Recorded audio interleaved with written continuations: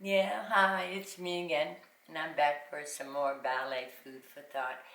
You know, years ago, back in the day, and that goes back quite a long time, there was a ballerina called Alexandra Danilova.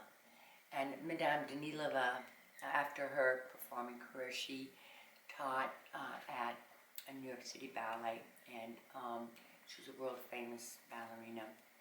Anyway, I remember back in the 60s, and she was still performing towards the tail end of her career. I was a young girl, I was like 10 years old. And I remember hearing about Madame Danilova. She never warmed up before a performance, ever. Instead, she sat in the corner, backstage in a darkened corner, and she gave herself a mental bar. And we were all like, what? So she would go through bar and she would do it in her brain, and somehow that warmed her up. Well, because I was like, well, how can that work? So we, us kids just kind of like thought, well, that was weird, and didn't think much of it, okay.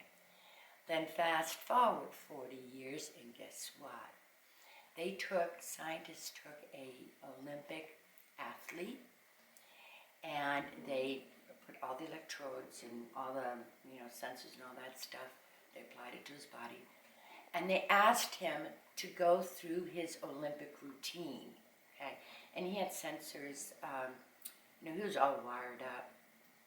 And what was interesting was his muscles started firing off in the same sequence that he was going through his routine in his mind.